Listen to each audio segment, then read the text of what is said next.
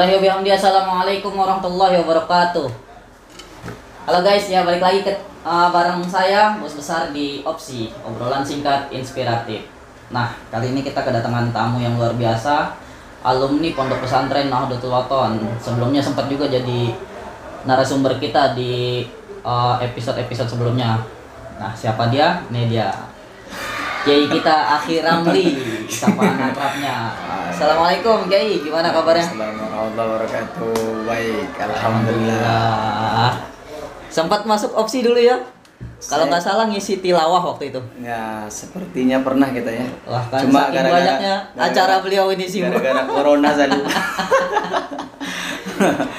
Apa kesibukan sekarang Kiai? Saya sibuk melihat badan antum kok teman-teman. Iya. Nggak bedanya dulu itu mungkin kita sama-sama kurus gitu ya. Oh, mungkin bisa jadi. Sehingga saya lupa gitu ini sepertinya siapa gitu. Saya semenjak tur Asia Afrika kemarin ini makin banyak makan saya. Oh, iya. Pantesan saya malah dari alam mimpi. Soalnya di rumah terus. Makan tidur kayak kan corona. Iya. Apa kegiatan sekarang Kiai? Saya kegiatannya pengangguran ya sebenarnya. Pengangguran yang hampir bisa dikatakan ya waktunya sepertinya susah juga diatur gitu. Iya. Pengacara ya? Iya, pengangguran banyak acara ya. Terlalu tawadu atau tawain ini jatuhnya? Bukan, ini kayaknya beneran ya. Acara begini kayaknya udah kita ke off ya. Iya. Ya biasa kan program itu agak lancar gitu ya. Tapi mungkin memang sekarang kita harus lagi menikmati bagaimana indahnya keluarga gitu kali ya. Iya. Nah, ini buat teman-teman. Sekedar informasi, Kiai kita ini nikah muda nih. Wah, Masya Allah. Alhamdulillah sekarang udah punya. Oh, sudah punya bidadari. Aduh. Udah berapa bulan Kiai sekarang?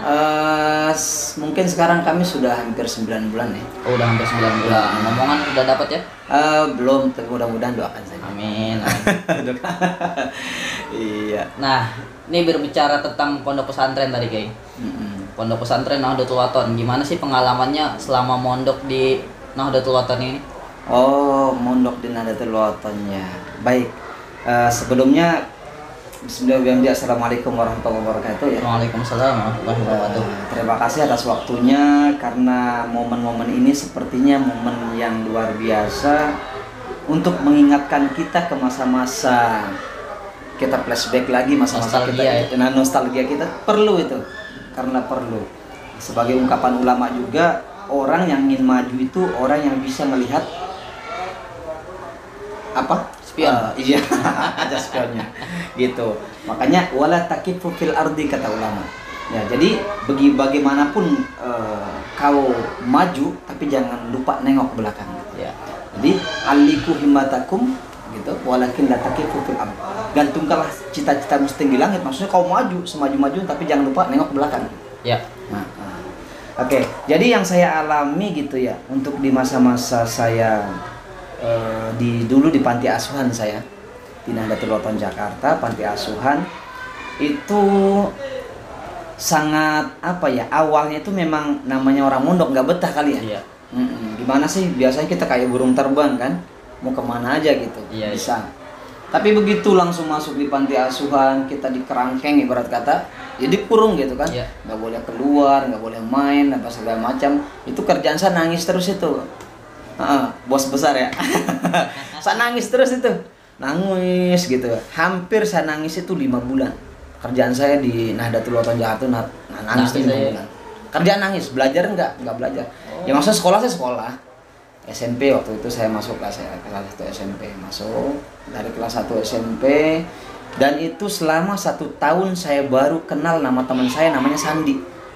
Nah Ya. itu teman itu pun saya satu kamar sampai di sekolah ketemu muka dia juga gitu. Jadi saya kenal namanya Sandi itu dalam jangka 1 tahun. Iya. Saya kenal nama 1 orang. Terus ke ke berikutnya ke tahun-tahun berikutnya baru saya berpikir setelah 6 bulan ke atas saya berpikir saya tidak mungkin seperti ini terus gitu. Kalau saya nangis terus kapan saya akan maju gitu kan. Meratapi kesedihannya sepertinya tidak menjawab suatu impian kan gitu ya. Hati-hati jangan langsung bikin status. Meratapi kesedihan itu tidak akan menjauh sebuah impian. Iya. Bang Igo. Tapi kita harus bermimpi supaya maksudnya bagaimana kita harus bisa kan begitu dulu ya. Makanya saya ingat banget pesan dari guru-guru, salah satu guru kita di Nahdlatul Wathon, ada Ustadz Sugi atau Fathi, itu ada Ustadz Muslihan Habib, ada Ustadz Miftahudin dan banyak lagi guru-guru yang lainnya mengatakan bahwa kamu kalau mondok di pesantren itu lupakanlah rumahmu gitu. Lupakan ibumu, lupakan rumahmu. Dalam artian kamu di sini kau fokus, tenang aja katanya. Karena suatu saat pasti kita akan pulang gitu. Karena bodoh besar orang mondok, orang merantau tidak mikirin pulang, gitu bahasanya. Sehingga setiap orang merantau pasti mikirin pulang dan pasti kita akan pulang, bahasanya seperti itu. Oh ya udah, saya bilang gitu. Nah mulai dari itulah saya coba beranjak sedikit demi sedikit, dan sedikit beliau mengatakan pokoknya anggap di sini tuh orang tua kamu, anggap di sini tuh rumah kamu, semuanya itu udah anggap baik-baik saja supaya kamu nanti tenang untuk belajarnya. Udah, saya coba belajar, terus belajar dan belajar. Nah lama kelamaan itu Pak Bos, saya nggak kerasa ya, udah 3 tahun aja kan, udah 3 tahun, pingin pulang kampung. Waduh, nggak bisa pulang kampung, nggak bisa pulang kampung karena waktu itu namanya kita anak panti kan, ya di anak panti itu kita makannya luar biasa. Iya. Ada undangan, ada apa segala macam. Tapi karena mungkin kita boros gitu ya, ada undangan, ada apa, ya nggak bisa nabung. Jadi layu mutu walayah ya, nggak bermutu karena kurang biaya gitu. Kita pingin karena kita pingin terbang nggak ada biaya gitu kan. Oh, bukan terhalang COVID ya. Bukan terhalang COVID waktu itu, nggak ada. Cuma karena kita pingin pingin terbang itu nggak bisa pulang, udah gitu. Jadi sedikit tidaknya saya langsung mengurungkan diri sehingga pas SMA saya bisa pulang. Oke, baik. Nah terus selama mondok itu kegiatan apa sih yang dilakuin? Nah alhamdulillah ya, saya mengalami untuk di pendidikan ya, untuk di pendidikan dan pengalaman. Untuk di dalam pondok sendiri itu pengalamannya ini luar biasa. Nggak bisa kita itu ya, karena nggak bisa digambarkan sebelum orang itu mondok. Aduh benar. Kecuali orang mondok pasti dia bisa merasakan bagaimana mondok. Seperti saya makan ayam, saya cerita kepada antum bagaimana rasa ayam sebenarnya, saya ceritakan gurihnya begini, nggak bisa. Karena orang yang mondok itu yang Belum beduk ya. Oke. Ya kita puasa ya. Iya. Iya. Nah, pas waktu itu ya, pas waktu mondok kan suka sakit kita itu. Iya. Sakit, saya berbulan-bulan sakit itu. Sakit terus sakit. Nah, alhamdulillah, tapi mungkin karena kita sudah betah tinggal di sini dan mendapatkan beberapa pendidikan. Berkesan banget itu.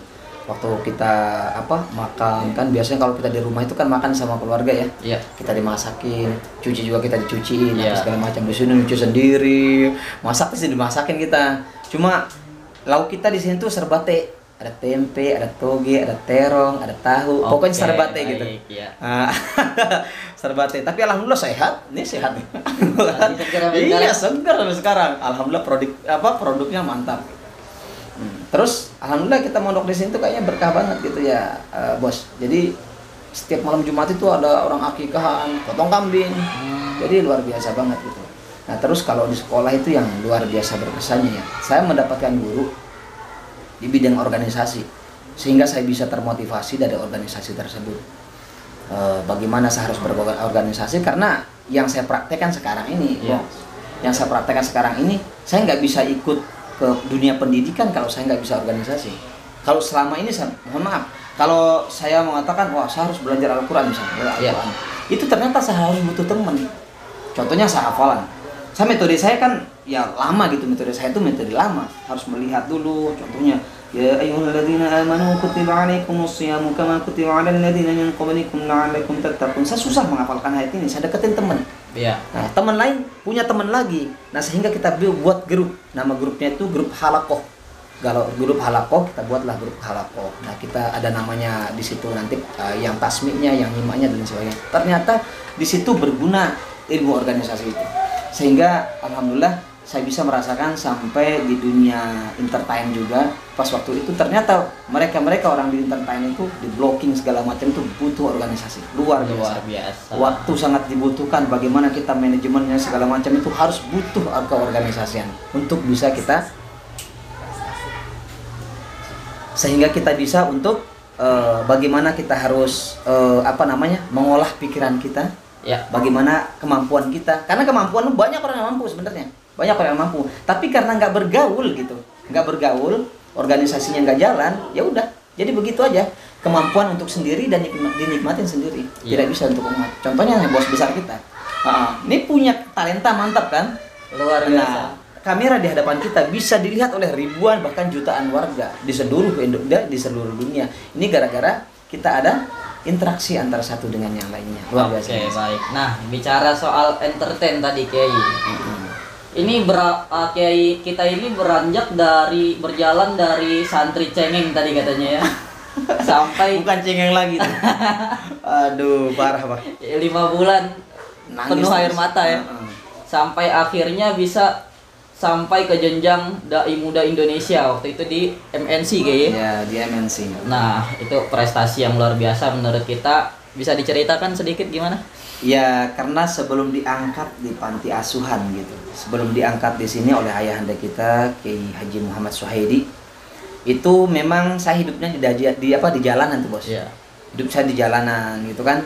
Saya minta-minta karena memang dari masa kecil ditinggalkan oleh orang tua gitu. Dari ayah anda sendiri ya udah meninggal sejak masih umur kelas 3 SD itu ya. Dari kelas 3 SD kita ditinggalkan oleh ayah. Nah, terus ke ibu nih, ke ibunda tercinta tuh tidak bisa untuk membiayai kan ketika sekolah atau apa segala macam. Nah, terpaksalah saya harus minta-minta kadang-kadang. Iya. Jarang saya makan di rumah itu, Bos. Pokoknya kalau paginya saya sarapan, saya makan di rumah temennya ini. Tar saya ketuk pintu rumah yang ono gitu. Iya. Terus keliling gitu. Itu setiap hari kayak gitu. Jarang saya di rumah. Karena kalau di rumah itu belum tentu kita nemu nasi. Dulu kalau ya nyakit hidupnya orang tua itu dulu. Nah, dari situ tuh beranjak keinginan tuh saya nggak tahu keinginan datang kan. Motivasi sepertinya nggak ada orang yang memotivasi saya pas waktu itu.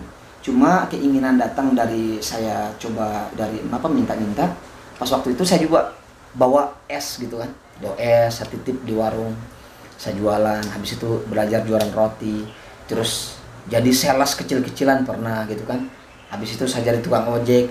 Nah, diangkatlah di anak panti asuhan, di panti asuhan di Nahdlatul Ulama Jakarta. Oleh Tuan Guru kita Ki Haji Muhammad Suhaidi, ayahanda kita luar biasa banget. Saya sangat bersyukur, semoga beliau dipanjangkan umurnya. Amin. Jasanya beliau luar biasa banget jadi. Nah, begitu diangkat jadi anak panti di panti asuhan Nahdlatul Ulama Jakarta ini, saya berpikir bahwa ternyata dunia ini luas gitu. Ternyata dunia ini luas. Selama saya di Lombok itu mikir tuh karena nggak boleh keluar rumah. Iya. Nggak boleh keluar rumah, sekali-kali yang keluar ke Jakarta gitu kan. Terbang gitu. Kita terbang. Nah, udah seperti itu kayaknya harus dimanfaatkan gitu. Di sini orang pintar-pintar kori, saya ikut kori. Dia ada orang dulu tuh PMR ya, ikut PMR. Ada orang paskibra, saya ikut paskibra sampai. Tapi di semua itu yang saya ikutin itu kayaknya orang itu masing-masing ya, kullu syai'in mazitun, setiap orang tuh punya potensi gitu. Iya. Saya tuh ya pas ikut paskibra itu, Masya Allah, didiskualifikasi. Orang kan kalau rapin baju apa gimana kan hanya begini doang, sama gosok-gosok ini, Bos. Saya gosok-gosok kan. Ya lucu kelihatannya gitu. Wah, ini kita lomba besok nggak bisa dipakai nih katanya. Udah habis itu. Nah, tapi alhamdulillah itu pas waktu itu sebagai pembaca teks proklamasi itu dengan teks Pancasila dengan teks undang-undang juga saya lulus, dan bahkan alhamdulillah di sekolah itu saya merasakan nikmatnya bersama guru-guru dengan kakak-kakak yang ikut tampil andil untuk ketika ada upacara-upacara tertentu. Alhamdulillah. Apalagi untuk pidato dan segala macam itu insya Allah saya perjuangkan dulu itu. Saya perjuangkan sehingga di SMP itu saya coba untuk korinya saya gali sampai di SMA ya. Jadi semuanya bukannya dapat sih, tapi semuanya alhamdulillah gitu, menikmati sedikitnya gitu. Pas waktu itu pidato ada gitu, dan juga untuk di bidang tilawahnya juga ada. Ya alhamdulillah saya bersyukur dia SMA Nahdlatul Ulama itu, ya Allah, dengan sekarang kepala sekolah kita Ibu Yuli Sofiati ya, yang luar biasa. Ya bukan hanya mendidik tapi merangkul gitu. Padahal saya itu kan ya bukan orang yang bisa. Coba tanya, pernah nggak Ramli dapat nilai 1 di matematika, nggak pernah, 0 koma. Matematika itu, bahasa Inggris tuh 2 pelajaran yang sangat luar biasa yang nggak bisa masuk otak. Nggak bisa masuk otak tuh, Bos. Iya. Bener. Ya, abis itu prestasi yang bisa dikatakan luar biasa, prestasi. Tapi setiap ada Bu Yuli kan, ada Bu Rahma kalau di matematika, Bu Yuli di bahasa Inggris. Itu diminta dirangkul maju ke depan. Kamu maju ke depan, sini. Maju ke depan diajarin sampai dipegang tangan, begini. Tapi yang namanya seperti tadi ya, setiap manusia punya potensinya masing-masing. Ya mungkin saya di agama gitu. Ya udah saya telusuri di bidang agama dan sepertinya pas waktu kelas 2 itu saya ikut juara di bidang tilawah dengan juga di bidang pidato di DKI. Nah, wow. Di kelas 2 SMA ya? Di kelas 2 SMA atau di kelas 2 SMA. Kurang lebih ya, saya lupa itu. Lupa saya. Aduh, tua juga kayaknya. Ya, nah terus jadi selama SMP ini udah menggeluti bidang kori dan pidato tadi ya. Gitu.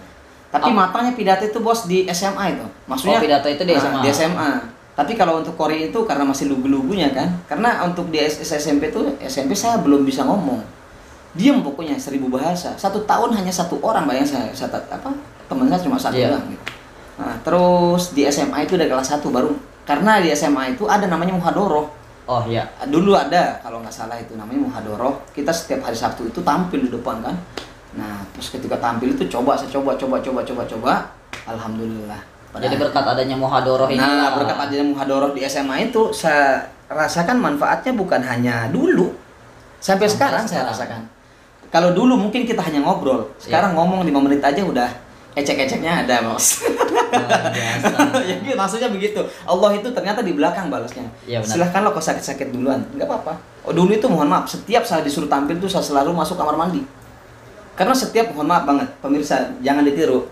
Setiap saya ingin mengarang pidato itu saya buang air dulu. Nah, ketika saya buang air itu barulah di situ inspirasi saya keluar. Wow. Setiap itu, Bos. Setiap mau pidato, mau sampai tampil sekarang mana-mana. Oh, sekarang beda. Oh. Bener, aneh itu. Dan salah satu dosen di YIN Mataram, Lombok, salah satu juga alumni dari Nahdlatul Wathon. Beliau itu ketika saya tanya dulu, bagaimana ketika Bapak ngarang satu kata-kata sehingga banyak di blog-blognya Bapak ini, saya lihat di Google banyak tuh blog-blognya dia.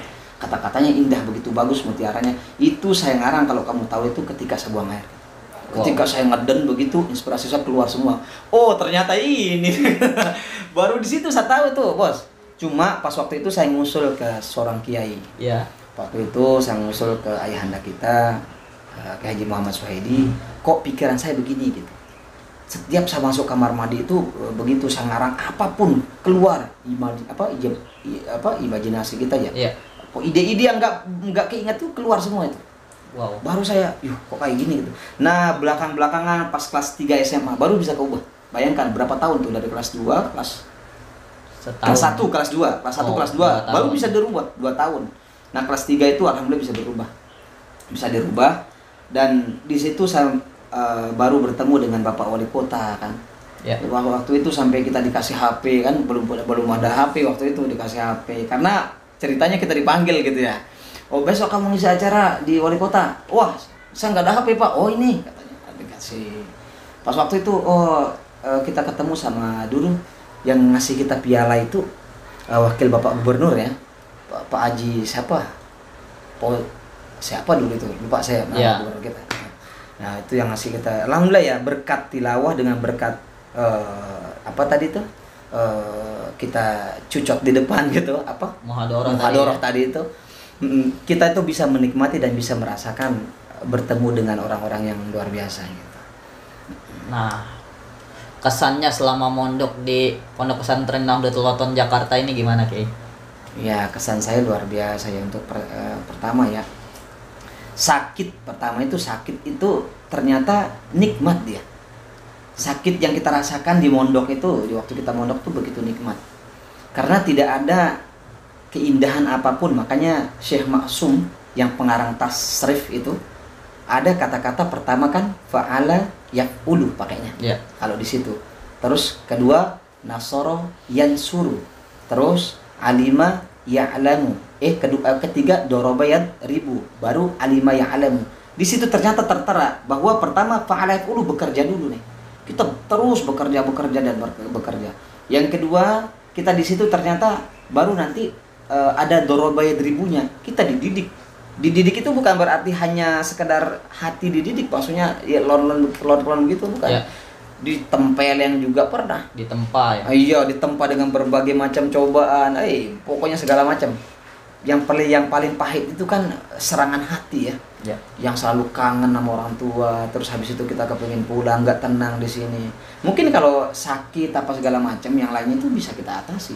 Tapi kalau udah berontak hati kan orang bisanya ngelawan gitu ya. Ya. Tapi itu yang biasanya dirasakan sama anak pondok yang tidak bisa tidak bisa diatasi, sehingga kadang-kadang ya bukannya benar kadang-kadang itu.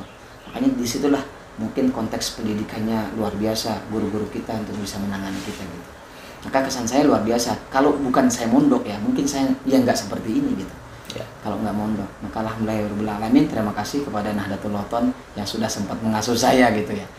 Bahkan sampai sekarang, mohon maaf, sampai sekarang itu Nahdlatul Wathon itu terus ya memberikan inspirasi kepada saya, memberikan bantuan terus. Ya kita ditolong gitu. Alhamdulillah. Harapan untuk kedepannya, Kiai?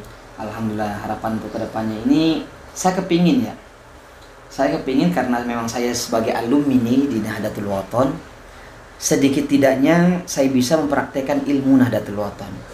Mungkin saya salah satu orang yang gagal gitu ya. Mungkin gagal dalam artian tidak bisa untuk belajar sepenuhnya dengan orang waktu itu saya bisa dapat beasiswa. Memang kita dapat beasiswa ke Kairo kan, Mesir.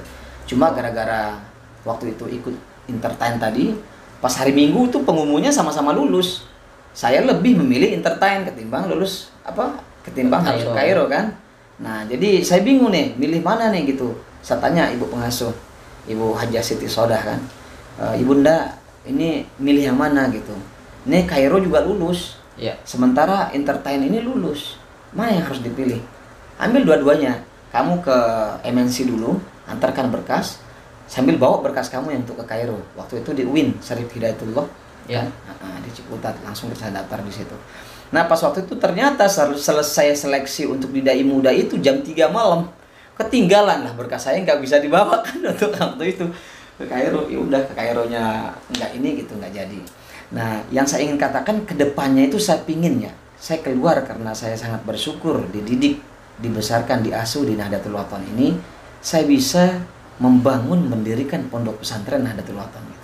Amin. Untuk mendidik anak bangsa, untuk ya setidaknya mungkin dari itu saya bisa untuk mengabdi kepada bangsa, agama dan negara. Amin.